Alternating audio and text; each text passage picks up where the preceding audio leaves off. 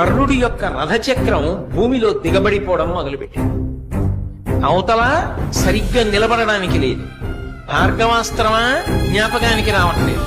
అర్జునుడా బాణ పరంపర కురిపించేస్తున్నాడు. రథమా కదలదు. ధనస్సా విరిచేశాడు. అయినా ఇంకొక ధనస్సుని బాణాన్ని తీసుకుని యుద్ధం చేశాడు. ఎంత గొప్ప యుద్ధం చేశాడంటే గాంధీవం యొక్క అల్లెతాడు కట్టే ముడి విడిపోయేటట్టుగా కొట్టాడు. మళ్లీ ముడిని సరి చేసుకుని అర్జునుడు యుద్ధం చేశాడు. అర్జున, నువ్వు రథం మీద ఉన్నావు, నేను భూమి మీద ఉన్నాను.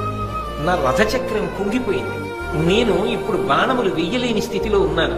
అయినా నువ్వు ఆపకుండా బాణప్రయోగం చేస్తున్నావు. కొంతసేపు బాణప్రయోగం ఆపు.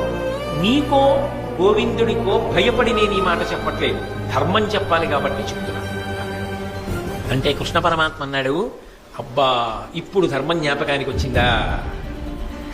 జ్ఞాపకానికి వస్తే రక్షించేది కాదు ధర్మం, అనుష్ఠిస్తే రక్షించేది. నువ్వు ఎంత ధర్మాన్ని అనుష్ఠించావు జీవితంలో?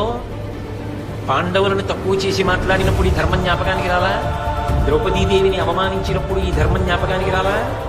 అదే పనిగా అర్జునుడిని చిన్నతనం చేసి మాట్లాడినప్పుడు ఈ ధర్మం జ్ఞాపకానికి రాలా? నువ్వు పాటించనిది ధర్మం. నీకు అక్కడికి రమ్మంటే ఎక్కడి నుంచి వస్తుంది?